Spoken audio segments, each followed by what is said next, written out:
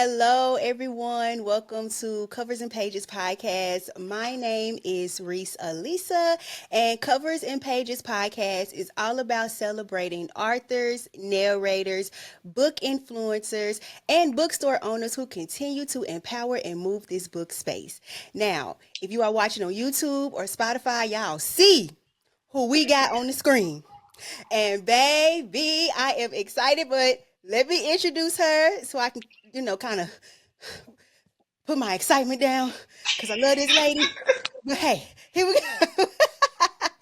Okay, you all, we have Miss Octavia Grant. Octavia Grant is an accomplished independent author whose literature journey began in 2002 during her junior year at Georgetown High School in Georgetown, South Carolina.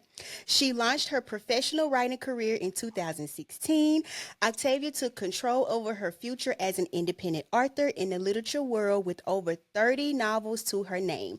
That includes Don't Call Me Crazy, That Crazy Ass Andrew and Dear Vicky, Highway 725. That was a collaboration with Caitlin Hunt, and that is just to name a few. Y'all go check out her catalog.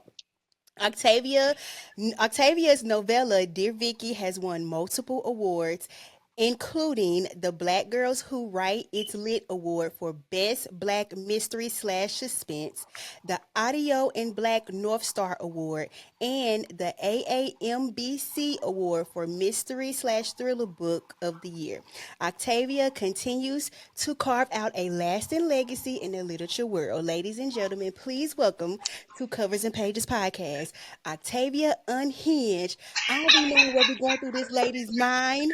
Grant, two Covers and Pages podcast. Hey y'all.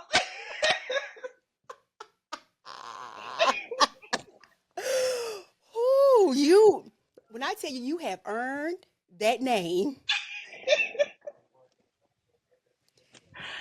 I honestly don't know where it came from. When I am writing, I am just writing. Like I don't hear what everybody else hears. So I don't know where that nickname came from, but it seems to fit me quite well.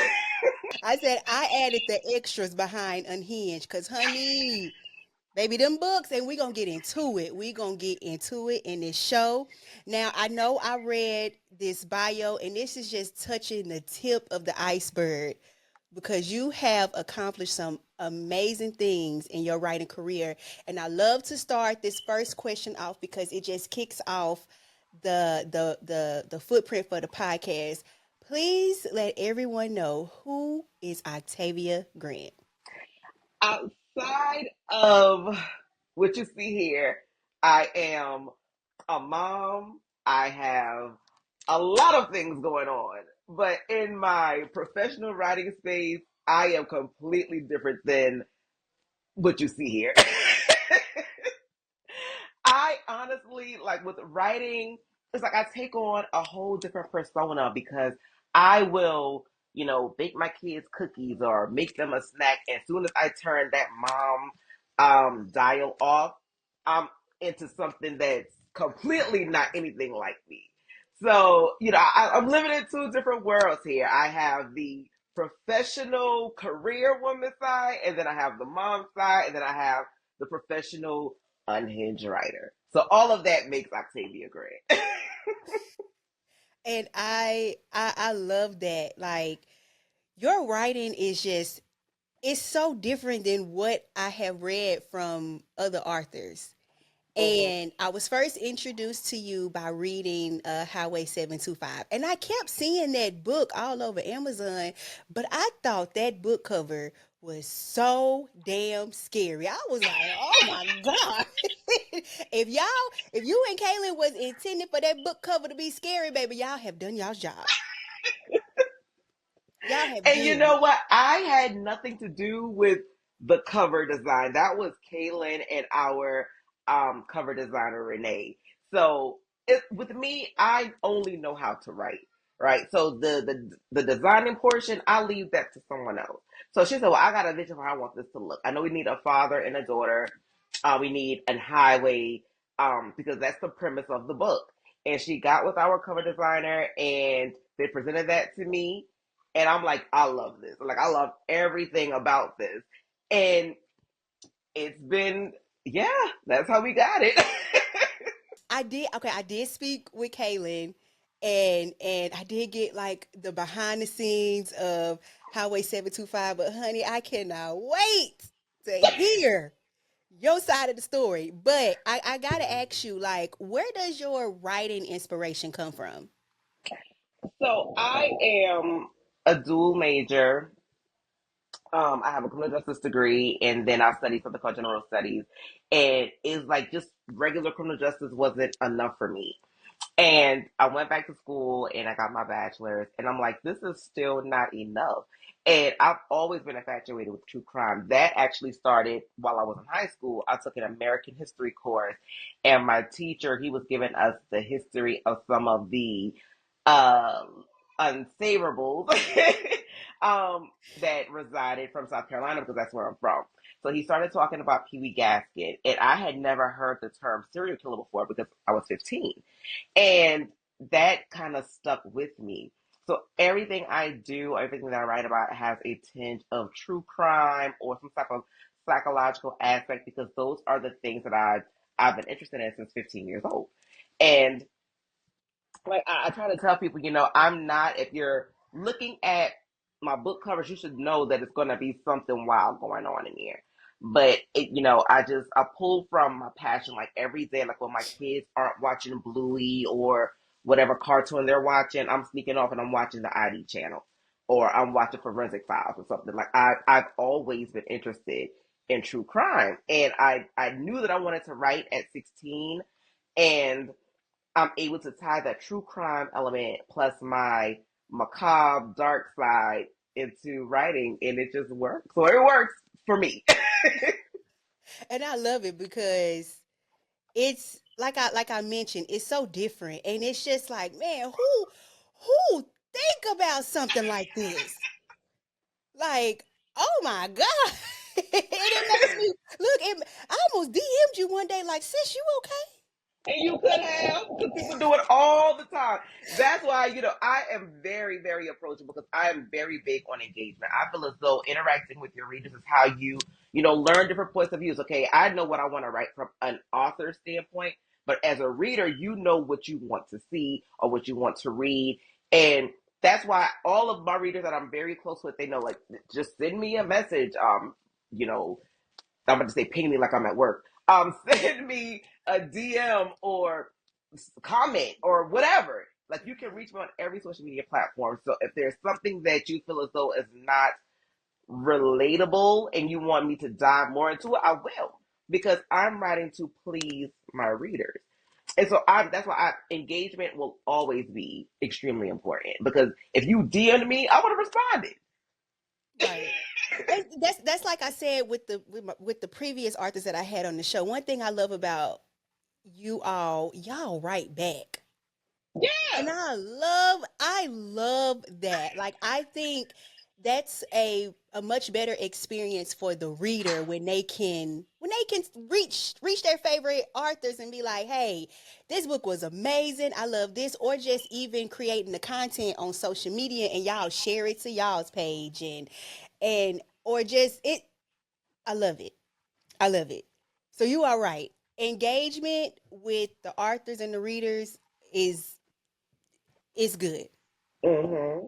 It'll be good. Social media makes everyone so accessible. Like you probably won't hear from some of the authors from the, early 90s or early 2000s, but us, like I'm in Florida and wherever you are, we're here chatting Hmm. based on social media. So that's what I love, right? I love being able to speak to my tribe. Like you can't build a rapport with your readers if you don't interact with them.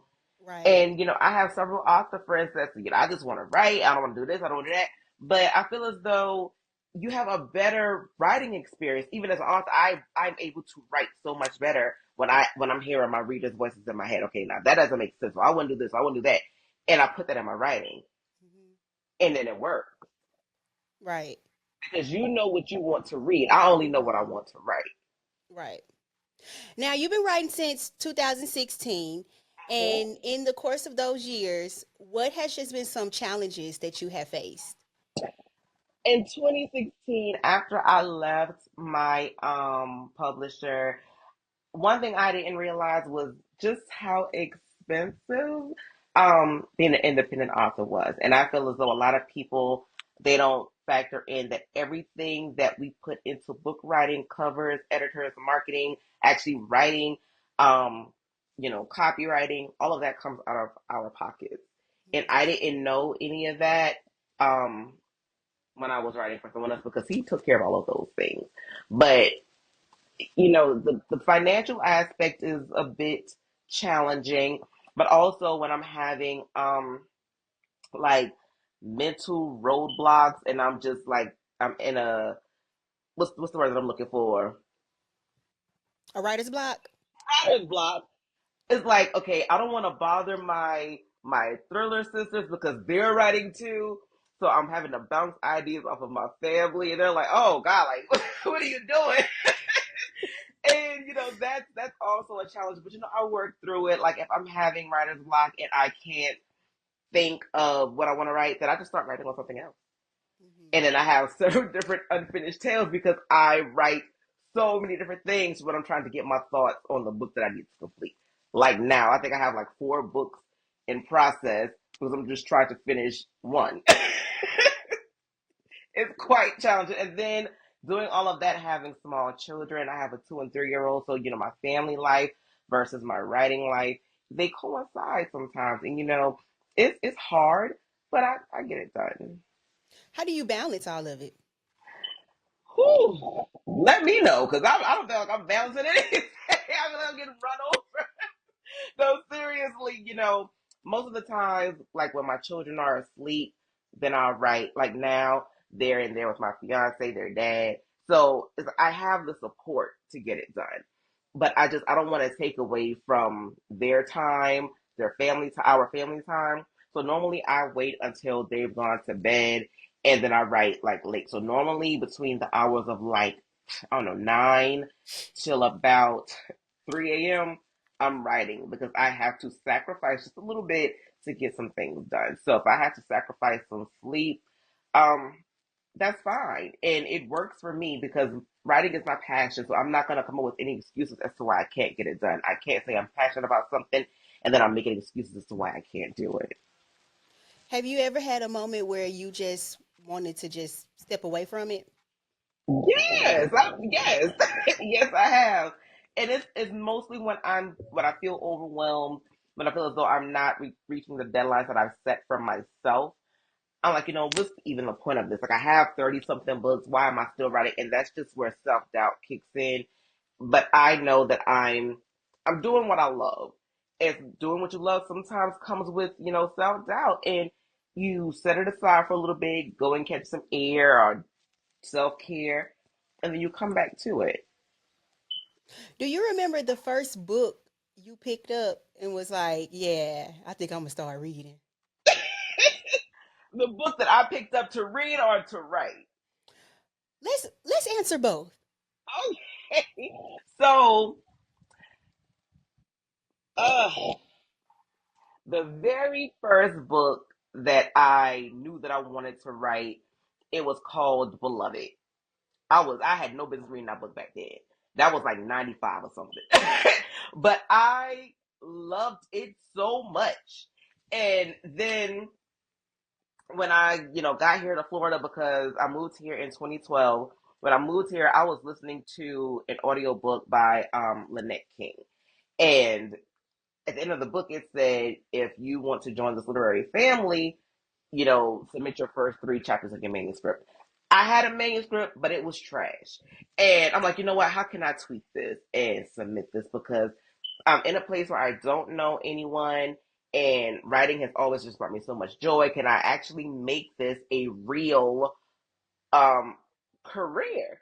And I submitted it. Back then it was called Pain because I didn't really know the importance of titles. And he was like, it's not going to grab my attention enough. And then I turned the book title into Should Have Chose Me. And that was my very first book that I wrote as an independent author.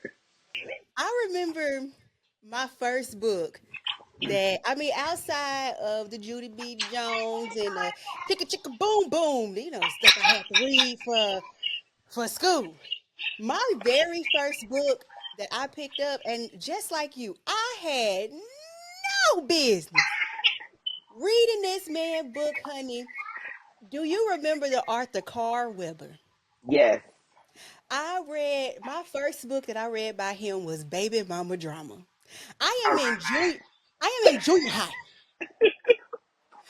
What do I know about some Baby Mama Drama? When I tell you the girlies back then in Mississippi was passing that book around like it was crack. Okay? And I got my hands on that that. book, and this was me. Ooh. I had no business reading it. But even though I had no business reading that book, that kicked off my reading journey. Mhm. And it also kicked off why I love black authors because black people are so talented. Like so Mhm. talented. And I told Kaylin this when I spoke with her. I am so happy to see that this thriller space is expanding with black authors Mhm. because the books that I have read by black authors. Now this is not to knock anybody else at Right. all, but honey, y'all's pen game is lethal. Okay, ain't nobody, excuse my language, fucking with y'all. And you know what you saying that I remember I'm in a lot of book clubs, a lot Mhm. of them, just like most authors are, just like most readers are. And I saw someone say, I didn't know, or I don't want to read any thrillers by black people because I didn't know that y'all knew what that was. Like, do you not realize what a lot of people of color have gone through? So why would you Mhm. even say that? And it's like, why do you think we don't belong in this space? Like, we are not all urban fiction writers, right? Right, So we're so talented, we're so creative to just put us in a small box is so disrespectful. And I feel like a lot of people don't realize that we are where we're supposed to be, right? I exactly. don't ever see myself writing romance because that's just not what I've ever been into. I don't see myself doing YA because I don't have that story to tell. I feel as though if I tried to write those things to appease other people, I would do those genres a disservice. It would be disrespectful, and I don't want to touch something that I don't know about when I can work on what I'm good at, right? Mhm. And to also say, women shouldn't write those type of things. It's like, why shouldn't we? Like, why should we only tell one story? And I'm a part of a book club that's black women who read, right, thriller, horror, suspense, and horror. And it's myself, Tanisha Stewart, Kara and James, Kenya Moss Dime, and Tony LaRue. We started with just the five of us. And our group has grown to over 2,000 readers and authors. And it's because we have created a safe space to just love thrillers, horror, and suspense, right? And we really don't tolerate the, oh, this is unbelievable. Because one thing we've learned, or myself, is that everything that sounds too far fetched is a lot of times reality, right? And fiction is so much tamer than real life. Mhm. And I love to see that our space is growing with us, both black women and black men, writing in it because we belong here, right? And when I went to Essence, she asked me, why would you write this and not something else? And I'm like, well, why not, right? Because this is this is what I love doing, and I don't feel as though I need to write in a safe genre to be recognized. That doesn't work for me.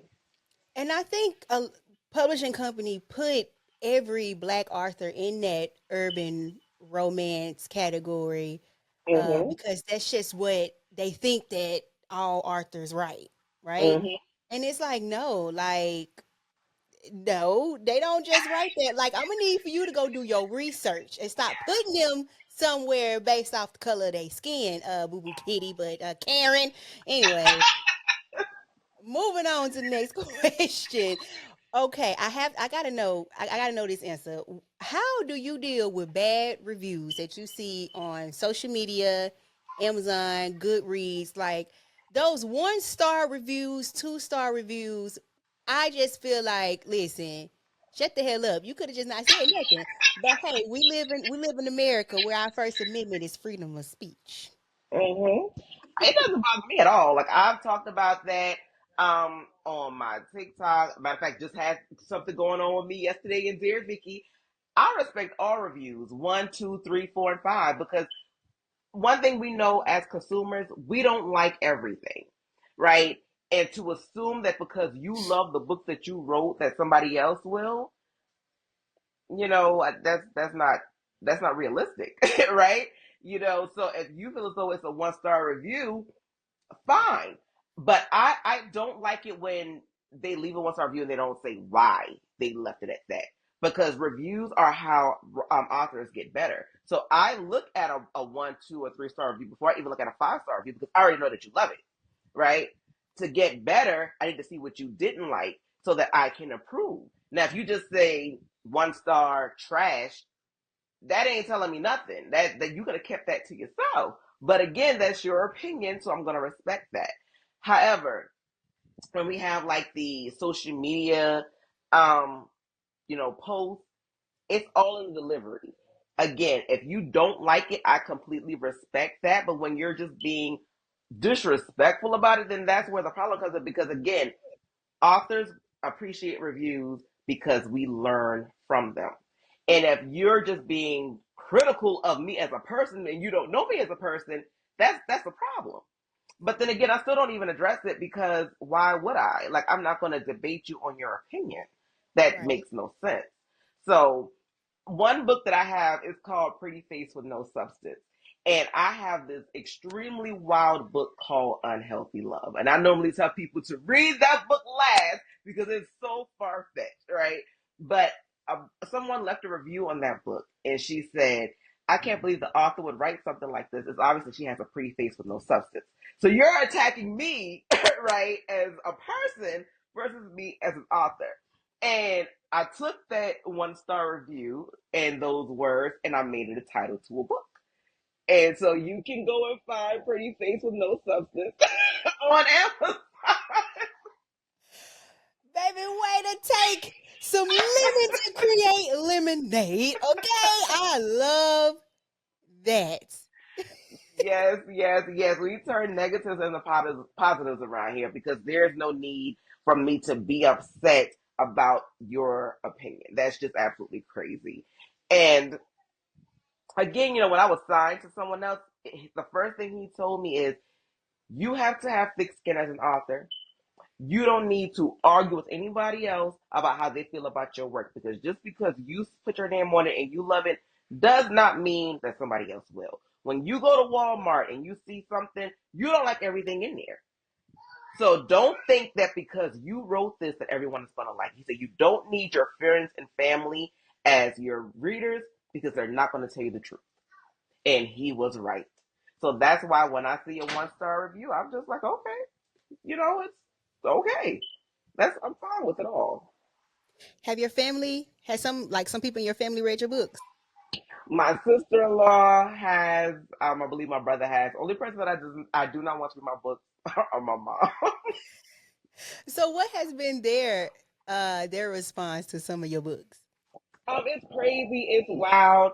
My brother, he's a manager. He's a supervisor at a plant back home, and his some of his employees were like, "Wait, this is your sister? Like, I read all of her books," and but he won't talk about that with them, right? Because we're in a professional setting, and he is like, I have so many people coming up to me when they found out that you are my sister. And, I think he likes that. But as far as I don't know if he's read the book, but I know his wife has. And she loves them. Like, she loves them. I would be like, brother, when the next family gathering and what I need to bring? Because is your sister gonna be there? Walk in the house, hey yo, I'm cousin. We all cousin. I love it. I love it. Like, I'm from such a small place. I know that like my mom would definitely not approve of my writing. I'm 39 years old, and she's just not into those things. Like even when I went to school for criminal justice, she just could not understand why I wanted to do that. And I'm like, why not? Right, why This is what not? I'm interested in. Like I don't want to fit anybody else's mold of me. And Mm-hmm. that's why I wanted to be an independent author, because I did not want to be boxed in. I did not want to create tales that did not work for me. I just want to write what I love. And now that I have the freedom to do so, I enjoy it so much more. Does it ever get to a point where you maybe be on social media scrolling and so many people are talking about Dear Vicky? Do you ever just like say to yourself, damn, y'all, I got other books. Can y'all talk about something else? No, because if that's what you want to talk about, let's talk about it.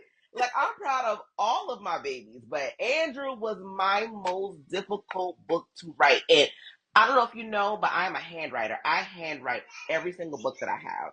And when I wrote that, Andrew literally just turned one on the 23rd of November. And I'm like, in the 1 year that this book has been out, I have done so much. I've gone so many places because of that crazy book. And when I was writing it, I normally write in composition books, right? But I wrote this on a notebook, right? And I'm like, oh my What? God, it's not flowing because I wrote on a notebook instead of a composition book. It is an absolute mess. And I like to show people like this is what handwriting looks like. It's chaotic. It is very chaotic. But this is how I feel connected to my characters. And I couldn't get it to flow right. And I'm like, you know what? I'm done. I'm done with the story. If I get around to it, I get around to it. If I don't, I don't. So when I wrote this was in 2019. This was in 2019. And I didn't release it until 2023 when I had years to get it together. Mm-hmm. And it was my most problematic book, but it has brought me so much joy. I have met people because of Andrew. I've toured places because of Andrew. Like it's been great. We can talk about him every single day. Yes, and I want to get, honey, I want to get into it because I want to know what the hell made you write that crazy ass man. Excuse my language. I want to know it all because when I first read it, I said, "You remember Tommy from Martin? His favorite quote was always, "Oh my damn." That was me. I was like, "What?" So I want to know, how did Andrew and his locks come to life?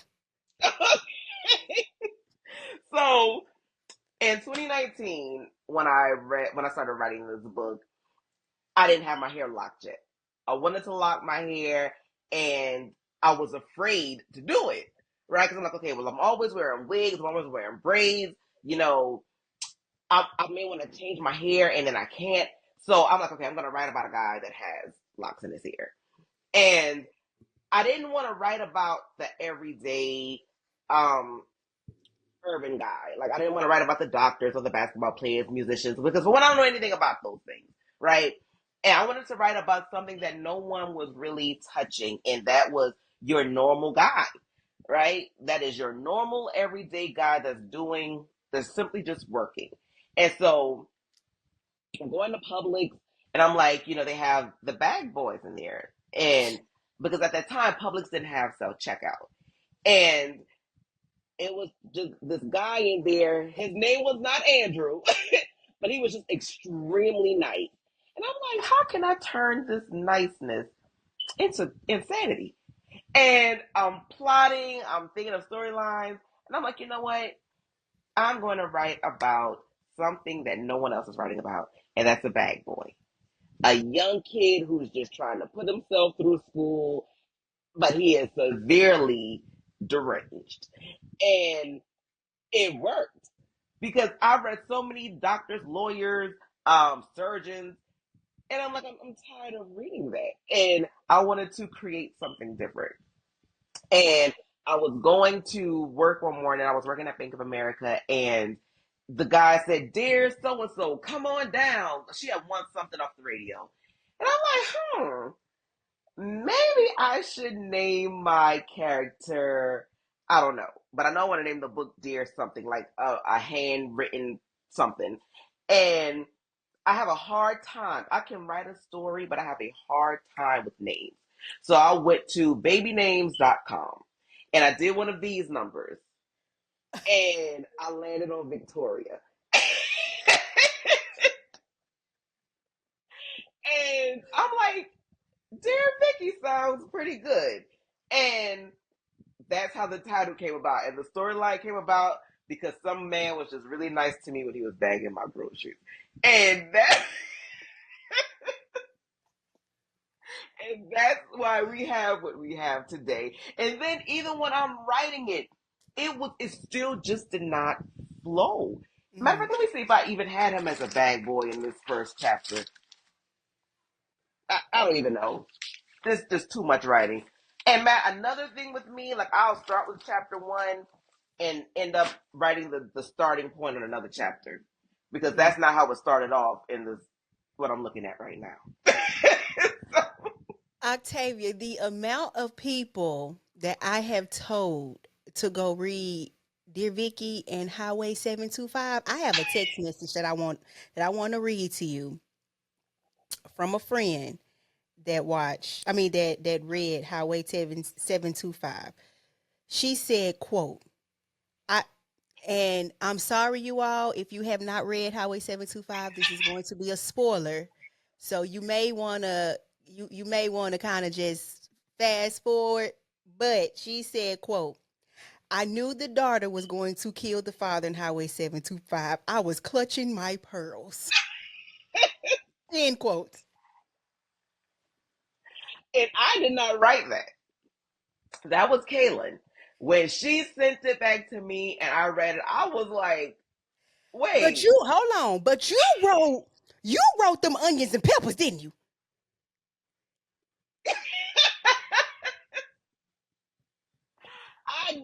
I did.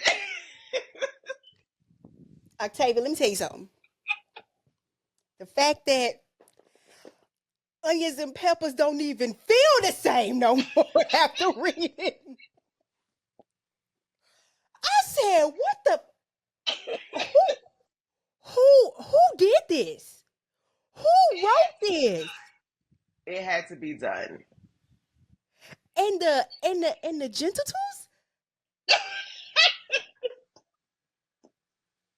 y'all. That's what I'm telling. Like this lady has earned her name Oh because my God. what? It had to be done. So when we were writing, I'm like, okay, I'm going to name this guy. I need like an old man name. So let's do like, I don't know, Earl or something. I can't remember what I said. And then I remember my mom would say, render to Caesar the things that are Caesar's.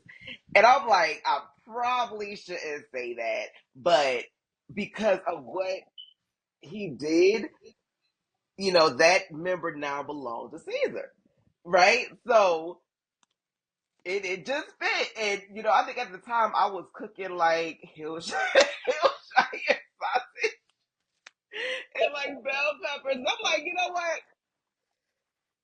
This is gonna be good because it's like, and I hate to say this is gonna sound crazy. Like I think of crazy things to write. Like I think of what can I do to wow my readers. Right? I don't want to be that shock author, but I want you to be like, what? And I'm like, what can I say that would make them cringe a little bit? And I'm like, do I put it in an air fryer? But I'm like, no, because air fryers weren't around in that time frame. So I had to think of something that I could cook it in. And that was an electric skillet. And it worked so well. It's like every time I hear about Highway 725, I hear about that. Or I hear about what Shania did to her father at the end. I'm like, well, you know what? I'm only responsible for one of those things. Okay, I'll take responsibility for the peppers and onions, but just to talk to Kaylin about the other stuff. And for all of you, if you want to know how that collaboration got started, be sure to go listen to the interview with Kaylin because she talked about that. I love the inspiration that was behind how you both got started. And when she told me that, I was like, oh, good. She said, I was like, oh my God, that's cute. I hopped in her inbox so fast. Oh my God. I was in there. It took me about a day or two because I'm like, okay, I want to write with her. You know, we share the same birthday. How can I pitch this to her and have her agree? And I just went in there and typed. And she came back and was like, let's do it. And I'm like, what? Girl, I'm over here going crazy for like 3 days and you just say yeah like that. But it was the best collaboration that I have ever worked on in my literary career. I can write with Kaylin every day of the week because we built this rapport. And it was just such a great experience. It took us a year to get it done because we both had things going on. I had some traveling to do. I had Essence Fest and she was writing and then she was traveling. She's a producer. It was a lot, but we got it done in June and released it on our birthday, which is July 25th, 7/25. Oh, I love that. And when I reached out to you, I was just like, I'm just gonna send the email. If my girl email me back, beautiful. If she don't, I tried. And when you email me back, I said, "Oh my God." Little old me, and especially I didn't have any shows to send you as like an example because I was just getting started. I was just kicking off this podcast. Right. But I brought all that up to say to just let the listeners know, just do it. Just do it. Because you never know where it's going to take you. And that's the same, like you mentioned with Kaylin. Like, you didn't know that she was gonna win. She was like, okay, cool. Like, what you mean, okay, cool? Like, I'm saying, what you mean? You schedule a date? Like, girl, do you not know who you are in my mind? And I'm like, the worst thing she could say is no. But even if she says no, I still gave it a shot. Like I let her know if I'm interested, Right. and that's why I like to tell readers, authors, bloggers, book talkers, just ask. Like we are so open, right? Because we want to give you all the content that you need because it's great for both of us, right? And when we let our readers know that we are just people, it Mm-hmm. makes our reading just so much enjoyable because on a normal day, I'm just baking cookies with the kids. However, you read Right. my book, you're like, oh, nah, she unhinged, she's this and she's that, but you wouldn't know my normal personality if you never spoke to me because you're basing it off of my books. Just approach us. Like if we don't respond right then, it's probably because we have lives as well. Real life. So we Right. always Right. get back. Like we always get back to you. And that's one of the reasons why I wanted to create this podcast, just for readers to get a better understanding and get to know their favorite authors on a much deeper level. Because at the end of the day, y'all are real people.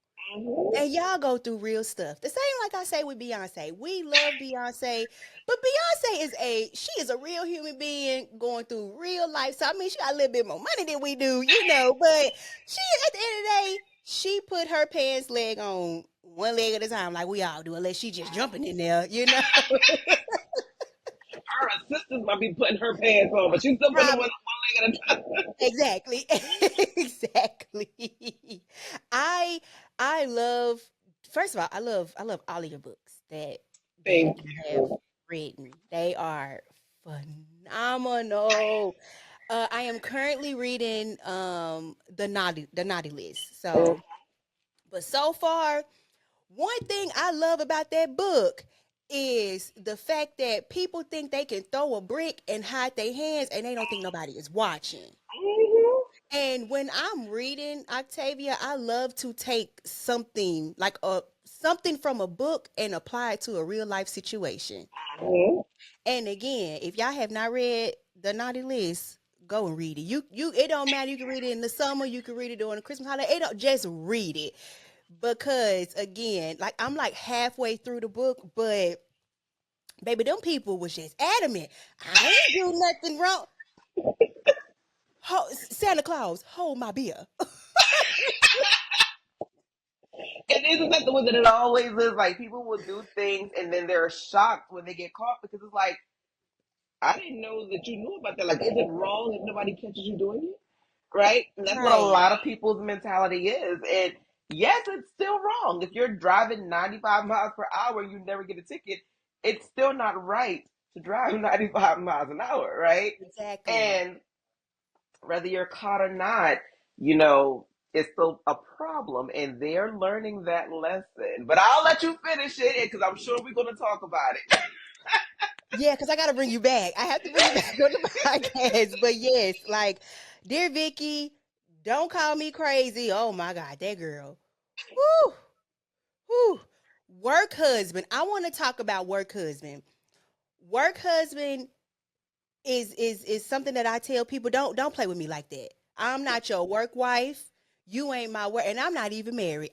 I'm not gonna do no. We ain't playing like that, boo boo kitty. No, cause baby, that girl, what she like? Octavia, that ended. I was really sad.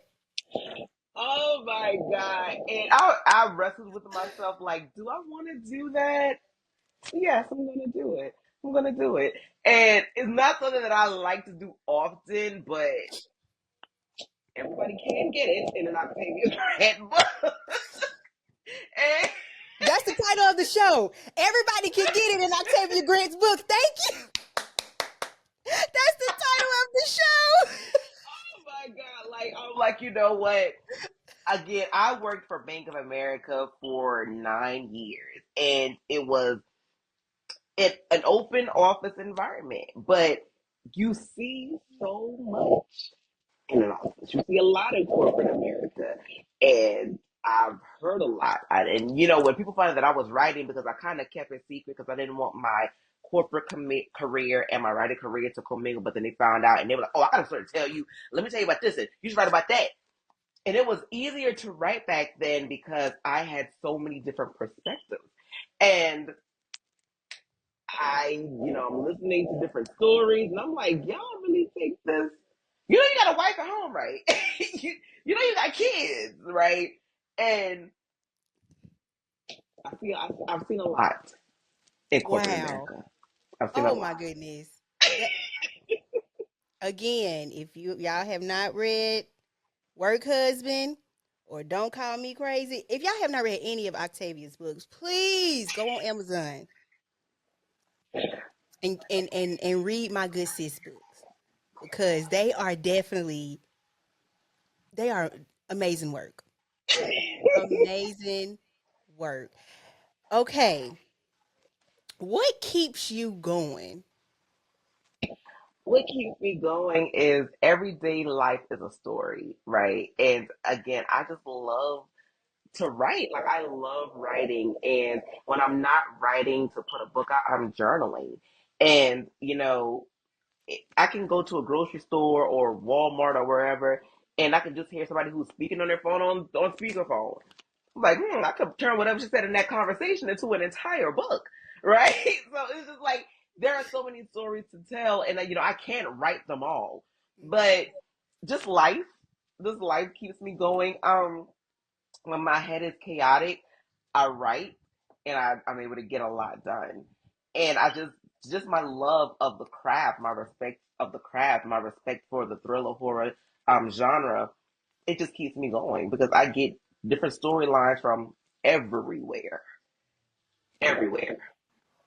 Oh, I love that. Oh, I love that because life is definitely a story, especially with these past few years. I'm Mhm. sure we got something about COVID coming probably down the pipeline. Somebody Not done for snatched me, not for me, but I do. When COVID happened, it made writing hard Mhm. because I was so used to working in an office that when I'm working from home, I'm like, oh my God, this is depressing. I'm by myself all day long. I don't have anybody else to talk to. And so I'm joining all of these reading groups, or all of these author groups, and I'm trying to get the same conversation, and emotion that I'm getting from human interaction, I wasn't getting it. So that kind of depressed me. And I'm like, you know what? I can't let this depression of, being alone stop me from doing what I love to do. So once the offices started opening back up, I had a hybrid role, and it still wasn't really the same because I didn't really know those people once I left Bank of America, but I still made it work. And like Dear Vicky, I wrote that before COVID even happened, but I released it in 2023, like I said. And so I had just years of emotions that was just bottling up in me, that I put in that book. And we have a four-time award-winning short story. Oh my God, Octavia, I can talk to you like all day. I love it. Oh my God, you have dropped just so many gems in this episode, and I hope people just see how beautiful, even though you are unhinged. Okay, I know that, but outside of that, I just hope people see this beautiful light, and I want to give you your flowers. Thank I you. am so happy that I was introduced to you because I think I found you in one of those like thriller Facebook groups that I'm in. And someone posts about Highway 725. And then also I kept seeing it on Amazon, Kindle Unlimited. And I'm so happy I gave it. I'm happy I read it. I gave it a chance and I love it. And we're stuck together for Yes, we life. are. Because I don't let my readers go. Like, where you going? We're stuck together for life. And again, I'm just looking forward to just seeing everything else that you have coming. And that's my final question. What's next for you? There is so much more in store. So I signed a contract with the PR firm because once I found out, once things started just getting so hectic, I'm like, I need some help. And I never want people to think that indie means that you're alone, because you're not. Like, you do have a team if you want one, right? So I signed a contract with Pretty Girls Do Read, and they literally just put out a special edition Dear Vicky. You have until the 21st to get that of this month. And, I have so many amazing projects lined up for 2025. Don't call me crazy. I've been speaking with author J.R. Mason to have that book adapted to audio. And I'm just so excited for 2025. Like, 2024 has been absolutely amazing. And I can't wait for you all to see what's all in store next year. It's a lot. I love it. Oh, girl, I am excited. I'm gonna be stalking your page in them DMs, like, when the next one? When the next one? But I know you got a life, sis, so I ain't gonna be that crazy. Is there anything else you want to add before we close out the show? You all can follow me if you're not following me. Follow me on my new favorite app is Blue Sky. I love that app. And it's Octavia the author on Blue Sky. You can follow me on Facebook, Octavia Grant, which is my whole name. I don't write under a pseudonym. It's the same on TikTok is Octavia the author, and on IG you can follow me on Octavia versus Otanika. Awesome, awesome. Well, again, thank you so much for joining me on this podcast. This was such a really good conversation. Thank you so much, everyone, for tuning in to Covers and Pages podcast. Follow Octavia on all of her social media platforms. Follow me, and that is it. We done. Thank y'all. Bye, y'all.